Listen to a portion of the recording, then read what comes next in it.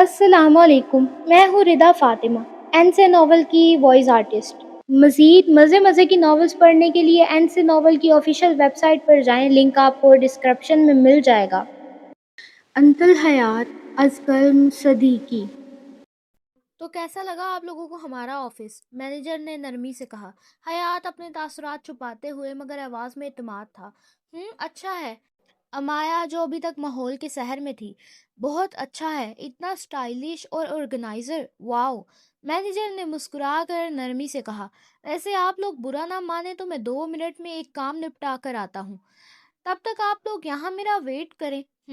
Take your time. Manager پھر اپنے cabin کی طرف بڑھ گیا۔ مینیجر کے جانے کے بعد حیات ادھر ادھر دیکھنے لگی، جیسے ایک ایک چیز کا اچھے سے جائزہ لے رہی ہو، اور اسے دیکھ کر تو لگ ہی نہیں رہا تھا کہ یہ وہی حیات ہے جو امن کے آفس میں پچھلے مہینے سے کام کر رہی ہے۔ اسے دیکھ کر لگ رہا تھا جیسے وہ کسی بڑی کمپنی کی پالش ٹرینڈ اور کمپوزڈ پرسنل اسسٹنٹ ہو، نہ کوئی جلد بازی، نہ کوئی بوکھلاہٹ، بس ایک کام ایلیگنس۔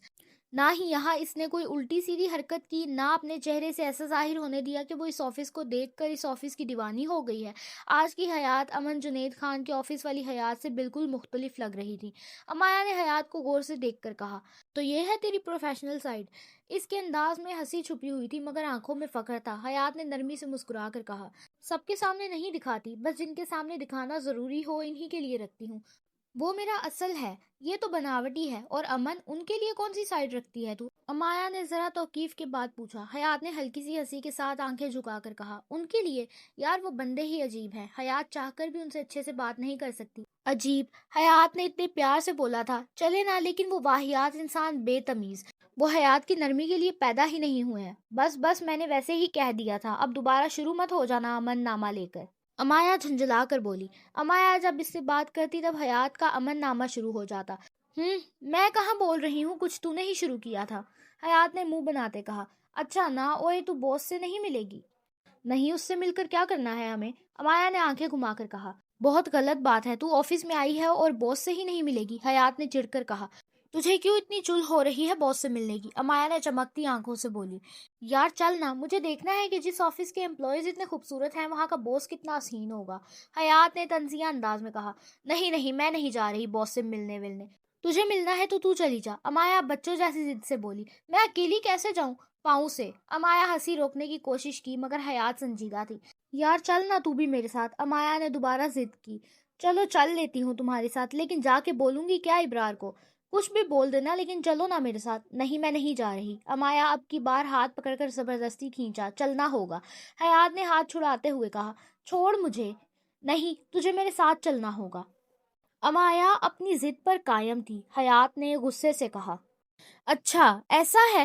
پھر وہ اچانک اپنا ہاتھ چھڑواتی اور امایا کو آگے آفس کیبن کی طرف دھکا دے دیا۔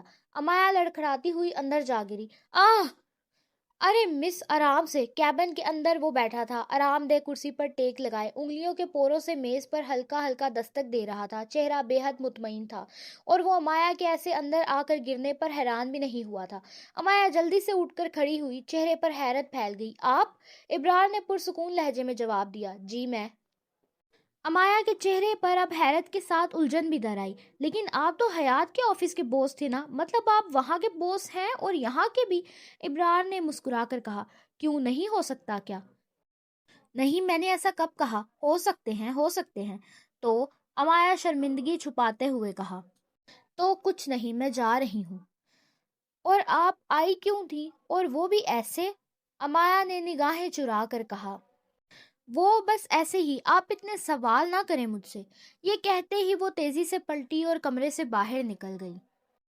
حیات دیوار سے ٹیک لگا کر بازو باندھ کر قدرے مغرور انداز میں کہا، مزہ آیا؟ اس کی آنکھوں میں ایک عجیب سی چمک تھی، جیسے اندر ہی اندر کوئی جنگ جیت چکی ہو۔ امایا نے غصے اور حیرت کے ملے جلے انداز میں کہا، تو چڑیل، پہلے نہیں بتا سکتی تھی کہ باس وہی ہے، تیرے آفس والا باس؟ تو کیا تھوڑی سی پاگل ہے؟ حیات نے اب بھویں چڑھاتے ہوئے کہا، نہیں تو ہے، اس نے فوراً جواب دیا۔ ہو گیا تیرا، اب چل، گھر نہیں جانا کیا؟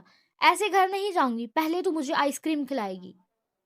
ہاں ہاں آئس کریم، امی تجھے گول گپے چاٹ سب کچھ کھلاؤں گی، بس اب چپ کر جا، شرافت سے چل۔ وہ دونوں ہنستی مسکراتی ایک دوسرے سے الجھتی ہوئی آہستہ آہستہ کاؤنٹر کی طرف بڑھی۔ ریسیپشن نے مسکرا کر کہا، جی میم وزٹ مکمل ہو گیا؟ حیات نے ہلکی سی مسکراہٹ کے ساتھ کہا، ہاں مکمل ہو گیا، بہت کچھ دیکھنے کو ملا۔ میم اب آپ جا رہی ہیں؟ ریسیپشنسٹ نے کہا۔ حیات نے سر ہلا کر نرمی سے کہا، جی okay thank you for the coming.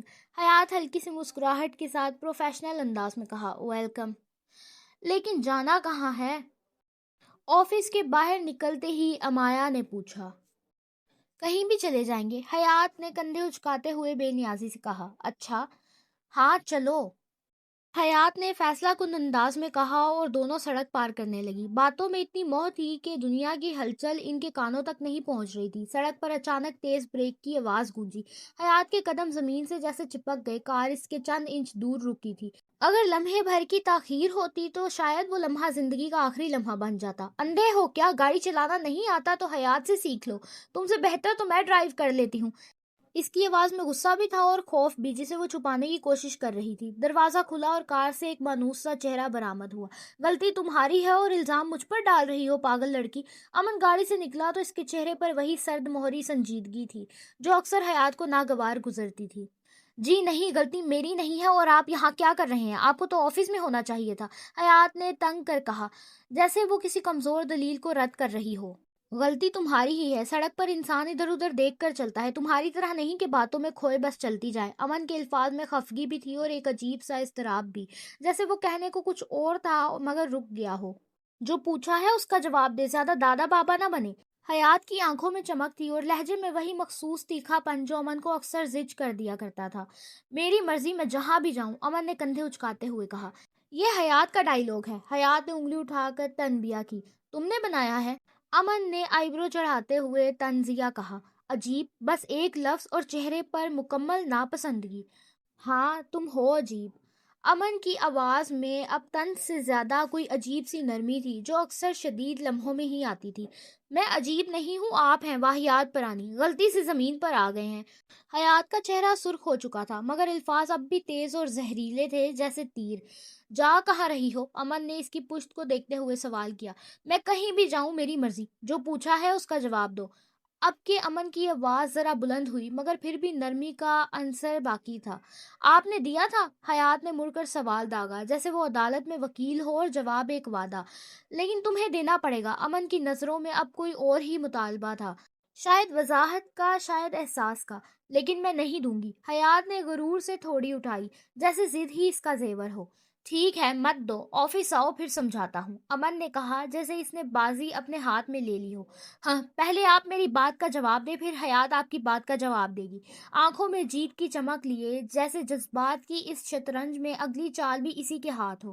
ارے بھائی دونوں ایک دوسرے کو جواب دے دو نا، عجیب ٹائم ضائع ہو رہا ہے، وہ بھی سڑک کے بیچ میں کھڑے ہو کر۔ سب ہمیں ہی گھور رہے ہیں، امایا نے دونوں ہاتھ کمر پر رکھ کر چیختے ہوئے کہا۔ تم چپ چاپ کھڑی رہو ورنہ آئس کریم نہیں کھلاؤں گی، حیات نے نظریں امن سے ہٹائے بغیر کہا، جیسے آئس کریم نہ دینا کوئی ایٹمی دھمکی ہو۔ اوکے، امایا نے فوراً ہار مان لی، آئس کریم کے لیے کچھ بھی۔ آفس کے ٹائم میڈم آئس کریم کھانے جا رہی ہیں؟ امن نے بازو سینے پر باندھ کر طنزیہ نظروں سے حیات کو دیکھا۔ سیم ٹو یو، آفس کے ٹائم پر باس صاحب سڑک پر کھڑے ہیں، حیات نے وہی وار واپس کر دیا۔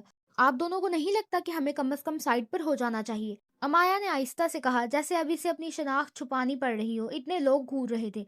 چپ، ابھی بہت اہم ڈسکشن چل رہی ہے۔ حیات نے ہاتھ سے امایا کو چپ رہنے کا اشارہ دیا، جیسے کوئی میٹنگ ہو رہی ہو اور وہ chair person who. What ever, جاؤ جہاں بھی جانا ہے تمہیں، تم سے میں آفس میں بات کروں گا، امن نے تھکے ہوئے لہجے میں کہا اور گاڑی میں بیٹھ کر ایک جھٹکے سے وہ یو ٹرن لیتا ہوا آفس کی طرف مڑ گیا۔ ہاں ٹھیک ہے، دیکھ لیں گے، حیات نے گردن اکڑاتے ہوئے کہا اور امایا کا ہاتھ تھام کر تیزی سے وہاں سے چل دی۔ جب امن دروازے سے داخل ہوا تو گھر میں ہر طرف سناٹا تھا، نہ کوئی ملازم نظر آ رہے تھے، نہ کوئی اماں، نہ ہی دادی، اور نہ ہی اس کا کوئی بھائی۔ سب کہاں گئی؟ اتنی شانتی کیوں ہے گھر میں؟ اس نے جیسے اپنے ہی سوال سے خود کو چونکا دیا۔ کمرے کی لائٹس جل رہی تھی مگر چہروں کی روشنی کہیں نہیں تھی۔ وہ آہستہ آہستہ دانیال کے کمرے کی طرف بڑھا، دروازہ نیم وا تھا۔ یہ گھر میں اتنی خاموشی کیوں ہے؟ وہ بولا جیسے آواز دے کر شور واپس بلانا چاہ رہا ہو۔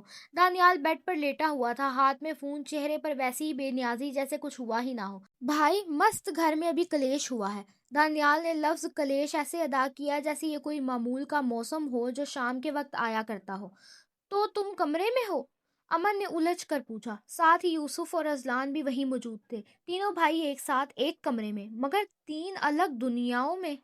تو دانیال کی آنکھیں اب بھی موبائل پر تھیں۔ تو بھائی کا کہنے کا مطلب ہے کہ تو ہی تو ہر بار گھر میں کلیش کرتا ہے، یوسف نے وضاحت دی، جس میں طنز بھی تھا اور مذاق بھی۔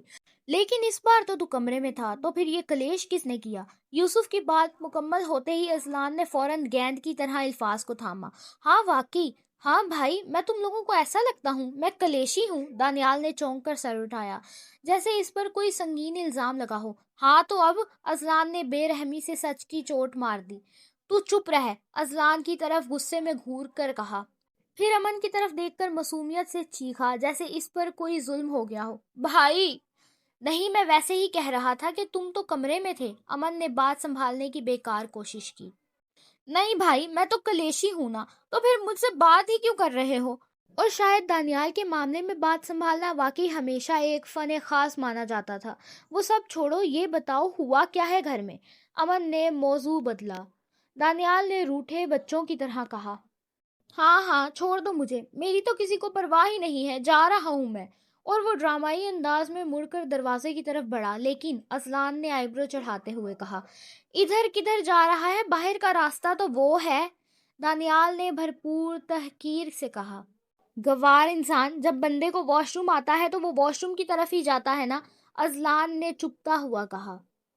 اچھا، مجھے لگا تو خودکشی کرنے جا رہا ہے۔ دانیال نے جذباتی بریک ڈاؤن کے کنارے، ہاں تو یہی چاہتا ہے نا کہ میں مر جاؤں؟ دیکھو بھائی، ہو گیا تم دونوں کا، امن نے دونوں کو گھورتے ہوئے کہا۔ یوسف نے ہاتھ اٹھا کر کچھ کہنے کی اجازت لیتے ہوئے کہا، میں کچھ بولوں؟ نہیں، امن نے فوراً منع کر دیا۔ یوسف نے جھنجھلاتے ہوئے کہا، ارے بھائی بولنے دو نا۔ فضول ہی بولے گا، دانیال نے کہا۔ ازلان نے فوراً بات پکڑتے ہوئے کہا، مجھے ابھی گوار کہہ رہا تھا، اور خود کو یہ نہیں پتا کہ فضول ہوتا ہے، فضول نہیں۔ دانیال نے کمر پر ہاتھ رکھتے ہوئے کہا، بھائی میں اس کو مار دوں گا قسم سے، بڑا ہے تم سے، تمیز سے بات کرو، امن نے دانیال کو گھورتے ہوئے کہا۔ دانیال نے مزید مظلوم بن کر کہا، ہاں تو وہ بھی تو بول رہا ہے۔ ہاں، صرف میں ہی نہیں بول رہا کیونکہ تم لوگ مجھے بولنے ہی نہیں دے رہے، یوسف نے منہ بناتے ہوئے کہا۔ بول، اب بول، دانیال نے چلا کر کہا۔ یوسف نے مسکراتے ہوئے کہا، ہاں بھائی، میں صرف یہ پوچھ رہا تھا کہ تو واش روم میں جا کر صرف صرف کھانے کا ارادہ تو نہیں رکھتا؟ دانیال نے حیرت و غصے کے امتزاج سے کہا، دیکھو بھائی دیکھ لو، اب میں صرف بھی کھا لوں گا۔ ازلان نے کندھے اچکاتے ہوئے کہا، اچھا ہے، تیرا گردہ اور پیٹ دونوں صاف ہو جائیں گے۔ بھائی، آواز میں وہی معصومیت تھی جو ہر مار سے بچنے والے چھوٹے بھائی کی ہوتی ہے۔ امن نے آہستہ مگر سخت لہجے میں کہا، تینوں کو تھپڑ ماروں گا اب میں۔ یوسف نے فوراً صفائی دیتے ہوئے کہا، میں نے کیا کیا ہے بھائی؟ تم کچھ نہیں کیے، اسی لیے ماروں گا، یوسف نے حیرت سے کہا۔ این؟ دانیال نے آہستہ سے مسکاتے ہوئے کہا، بینگن، ازلان نے سرد لہجے میں کہا، گوار، دانیال نے اب منہ بنا کر کہا، تو ہے۔ یہ کہتے ہی وہ اچانک واش روم کی طرف دوڑا، کیونکہ وہ جانتا تھا امن اب عمل کے موڈ میں آ چکا ہے، صرف الفاظ پر نہیں رکے گا۔ ازلان نے اس کے پیچھے دیکھتے ہوئے کہا، ڈرپوک سالا، واش روم میں جا کے چھپ گیا۔ امن نے گہری سانس لیتے ہوئے کہا، اسے چھوڑو، مجھے یہ بتاؤ ہوا کیا ہے گھر میں؟ مومز، لوگوں کا کلیش ہوا ہے، اور اس میں دادی بھی شامل تھی۔ کس بات پر؟ تمہاری شادی کو لے کر۔ میری شادی؟ امن نے حیرانی سے کہا، ہاں تمہاری شادی۔ کیسے؟ یوسف نے آہستہ سے کہا، وہ ایسے کہ جاری ہے۔ این سے ناول کو سبسکرائب کرنا نہیں بھولیے گا۔ میں آپ سے ملتی ہوں اگلی قسط میں، تب تک کے لیے اللہ حافظ۔ اللہ حافظ، آپ سے ملتی ہوں کسی اور ایپیسوڈ میں، اپنا خیال رکھیے گا۔ آگے کے پارٹ کے لیے این سے ناول کو سبسکرائب کریں اور انتظار کریں۔